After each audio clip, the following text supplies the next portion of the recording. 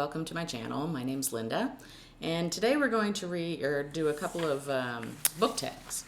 So I decided to do two at once because they start to add up after a while, and yeah, I just figured let's get a couple done. So the first one is the Booktube bio tag. It was created by Jessica's Library Card to celebrate her first anniversary on Booktube. So if you haven't been to her channel, go check it out. And I was tagged by Sue Jackson at Sue Jackson DE. And if you somehow don't know who Sue Jackson is, go check her out too, although she is pretty popular. So this one, I feel like maybe I've done it before, but if I have, I don't remember when. And the answers are probably all different now anyway, so we're going to go ahead and do it. So the first one is, who are you? Share a little bit about yourself, as much as you feel comfortable. I guess if you've been here longer than a minute, you probably know a few things about me. I'm married. I have my little cat Dudley, who makes an appearance now and again. I also have 2 adult children and some grandchildren. And I have a chronic illness. I have fibromyalgia and complex PTSD. Let me see. I like to craft. Not anything that involves stitching because I find it hurts my hands, and now my eyesight's not quite up to that either. But I do like to paint. I like to write. I like to do paper crafts like cards and things like that. I'm a big Dungeons and Dragons fan, so we do play that. Which, for those of you who don't know, it's not a board game. What do they call it? Okay, just lost the word for it. Basically, you're playing a game that a good portion of it is in your imagination, and you have the dungeon master who is in charge of the game, kind of, and you know, he will tell you what you're seeing in your mind, and you know, give you different paths that you can take for your journey. And anyway, it's a lot of fun. Yeah, I guess that's about all I can think of. I'm an early childhood educator, although I've started to let all the credentials for that slide since I'm not doing it for a living. Yeah, I guess that's it. I'm Canadian, live on the East Coast. That's all you really need to know. I don't know what else to tell you. So how long have you been on Booktube? I started Booktube May 1st, 2023. So I've been on here just over 2 years. What kind of books do you love to read? And has Booktube had an effect on what you read? Well, I've always loved to read historical fiction, and kind of just some general fiction, I guess. And occasionally, you know, something different like sci-fi or fantasy. Has Booktube affected what I've read? Yeah, I think it has. I don't know before I started Booktube if I even knew what a cozy mystery was. So it's definitely affected that because I absolutely love them. It affects somewhat what I see. You know, I'll see someone talk about a book that I've never heard of, and you know, be interested to maybe check it out. I don't think it's necessarily affected me as far as like I'm reading things I wouldn't normally read.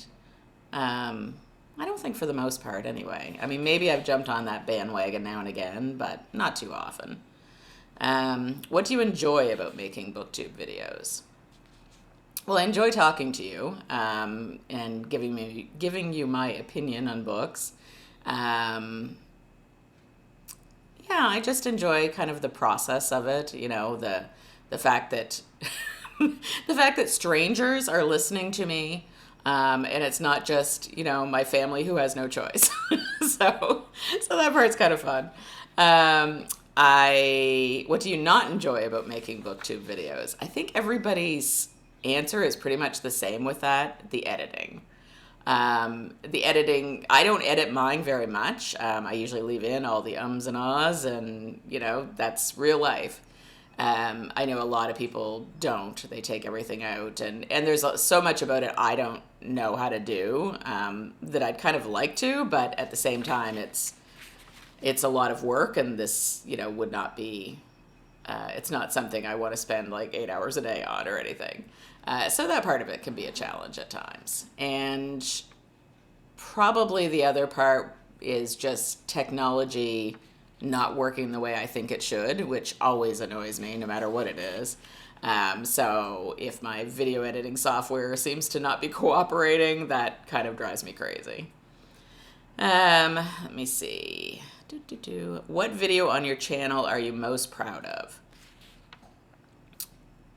I mean, I'm happy with most of the videos on my channel. I do the best that I can. Now, there's one on there called The Wrong Daughter, which I did just a book review of one book, and it has a ton of views. So I'm proud of that, I guess, for that reason. It also makes me think maybe my book reviews should be one book at a time instead of like pushing them all together into like Friday reads. So I'm kind of considering that. I'd love to hear your comments on, if you think that's a good idea, a bad idea. I did notice one of the channels that I watch, that Book Lady Linda, I noticed that she does that. And yeah, I just, in some ways, I think that's a good idea just because it would give me more, I would maybe feel like I had more of an opportunity to delve deeper into the book. But on the other hand, you don't want to go too deep because you don't want to give too much away. I don't know. Like I said, let me know your comments on what you think would be a good idea and what you'd be most interested in, because then you can also skip whatever you're not really interested in. I mean, if cozy mysteries isn't your thing and you're just here for the historical fiction reviews or something like that, you can always skip those ones. Is there anything you wish was different about Booktube? I don't think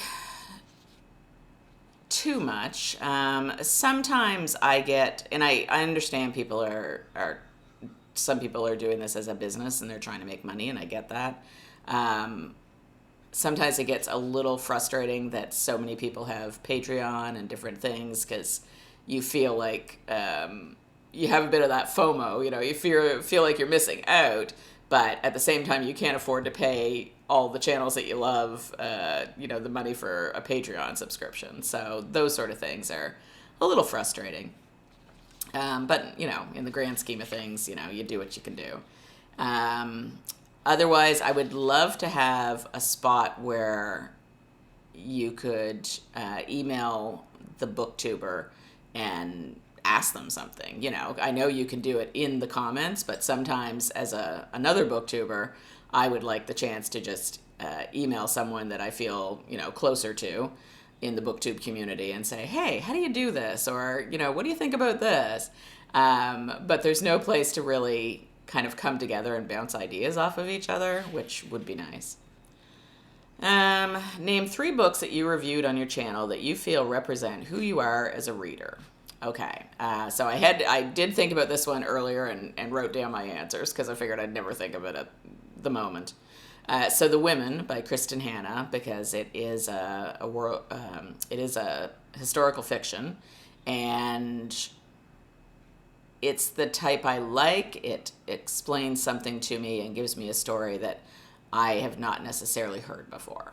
So I do enjoy that.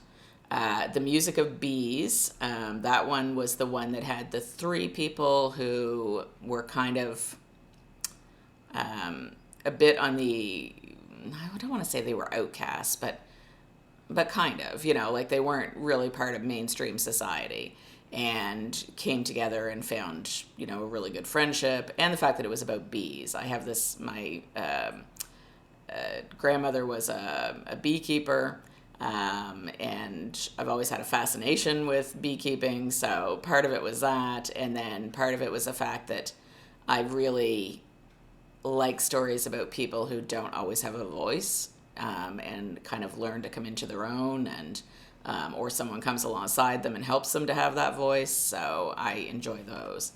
And then the third one was Live and Let Chai by Bree Baker, and that one I really enjoyed because it took place at the seaside. I also like the fact that she runs this iced tea store. I like those stories about quirky little businesses that, as soon as you hear it, you're like, oh, wow, that would be a great business, those sort of things. And between that and the one that runs the grilled cheese shop, it's like, all these business ideas that you're thinking, wow, I should have thought of that. So I like those kind. And then name 3 booktubers whose content inspires you. So I would say Sue Jackson, B on Mama Needs to Read Romance, and Ramel Broadcasting. And I'm sorry, I don't know the man's first name. But with Sue, it's I like the books that she chooses. I find that she takes her time and it's really kind of in depth, which I appreciate but don't always do. And also she's just a lovely person. And then B on Mama Needs to Read Romance. She's rocking this. I don't know how she has time to do anything else, but she always has, she has her Patreon, she has her author interviews, she does the book reviews, she belongs to 2 or 3 groups that do reading sprints and things. She just is all over this. And, I don't have that kind of energy, but it does inspire me. And the gentleman that does Ramel Broadcasting, he reads a lot of really interesting things in fiction, sci-fi, and horror, and classics, and a lot of different things that I don't normally read. So I've learned a lot from him, and again, he's another one that really kind of does a deep dive into these things and is really thoughtful in his reviews, and I enjoy that. So that is it. So I says share the love. It can be challenging to find your audience. Name 3 booktubers that you think need more hype. So I will put them below. One is Book Lady Linda. So I'm going to put her channel, and then Louise at Foxes and Fairy Tales, and Tammy at Believe in Your Shelf. So I will include those below. So that's that one. And then I have one other one that I actually came across. It's, I would say, fairly old, but I haven't seen it around Booktube lately. I saw it on this person's blog. The blog is called This Splendid Shambles, and the lady's name is, and I'm sorry if I pronounce this wrong, but it's Angeli. And anyway, it was a Beauty and the Beast book tag, so that kind of attracted me. So the first one is Tale as Old as Time, a popular theme, trope, or setting you will never get bored of reading. So with me, I think it's anything set in World War II. I always really enjoy those books. Well, I won't say always, mostly really enjoy those books if it's done well. And anything set in a cozy small town. I'm kind of a cozy small town girl, I guess. And then Belle, a book you bought for its beautiful cover that's just as beautiful inside too. And I had brought this out. What did I do with it? Oh, it's behind the laptop. The Bayou Book Thief by Ellen Byron was one that I just thought was beautiful on the outside. It's got the peacock, and it's got like an old southern kind of house, and it was just, I thought it was gorgeous, and I love the purple colors and everything. It's right up my alley. So that one, and inside as well, it's terrific. It's the vintage cookbook mysteries, and this is the first one, and just all the descriptions of the place where she works, which is a museum now, but was like an old southern home, and the different descriptions of the grounds and the town, and yeah, it's terrific, and the mystery's great. And then Beast, a book you didn't expect much from, but pleasantly surprised you. With that one, I would say it was probably A Skeleton in the Family. It's a cozy mystery series about a skeleton who, named Sid, who acts as though he's alive. And I kind of thought maybe it was too hokey, and I didn't know if I'd really care for it. Seemed kind of silly. But I actually really enjoyed it, so it was way better than I expected. The next one is Gaston, a book everyone loves that you don't. Well, if you've been here before, you probably already know the answer to this. I haven't made any secret of it. Pride and Prejudice. I just don't care for it.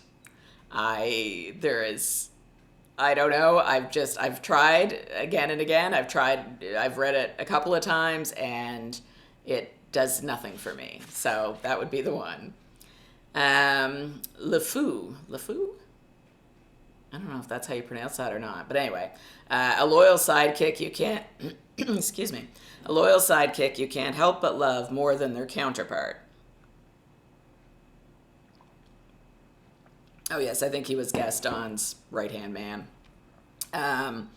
So with me, I think that would be with the Chatty Corgi series, which seems to be done. There's like 3 books, and it's been a long time since another one came out, which, if the author's listening, I really want another one. But in that series, I really think that the Corgi steals the show. So the sidekick is definitely more interesting to me than the main character. Mrs. Potts, Chip, Luminaire, and Cogsworth, a book that helped you through a difficult time or that taught you something valuable. So this is one I read many, many, many years ago, and it was called The Gift of Fear.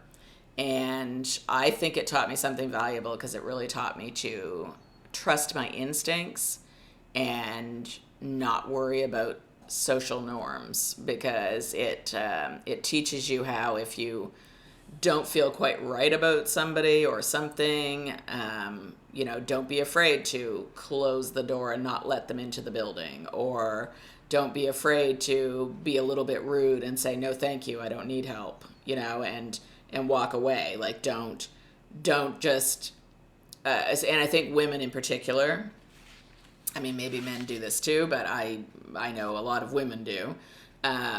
We're afraid of being rude to someone. We're afraid of saying, like, no, I'll carry my own groceries, thanks. Or, just different things that, end up making it so that it puts us in harm's way. And so in that case, I love that book because it was something that taught me to, like, listen to that small voice inside your head that says, this doesn't seem right. Otherwise, I'd be the type that would, go help you find your puppy and end up in the back of some van, I mean, let's just face it. Something there. A book or series that you weren't into at first but picked up towards the end. I don't have anything for that one because, frankly, I'm a DNFer. If I'm not into it, it's out of here. I'm not going to suffer through it to get to the good part. I just assume that there is no good part, and I'm just finished. So I don't really have one that I could think of for that. Be our guest, a fictional character you would love to have over for dinner. I mean, that's hard. There's so many. I think for me, any of Abby Jimenez's characters, they're all welcome to come for dinner. And, so I think they're such sweet characters and they so much fun in the books that I'd be happy with any of them showing up. I will say that in my mind, I would much prefer to have a dinner party with other booktubers. Some of those ones I mentioned, and, there's a couple of guys that do Supposedly Fun, which is another great booktube channel. And just, there's so many, the Tiffany from Beach Bum Bookworm, and, Sarah from The Bookish Knitter, and Book Chat with Pat. And, I would love to be able to, if we all had, what do they call it? The Star Trek thing, that the transporter thing there.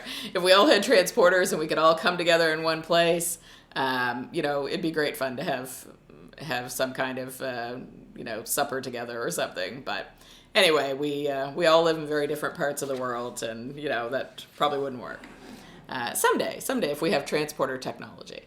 And then as far as tagging people, because this is an older tag, there may be a lot of people who have already done it. So I'm just going to leave that. And if you see this and you want to do it, by all means, I'd love to hear your answers. So that's it for me. I have a chronic pain class that I have to go to, and that's where I'm headed.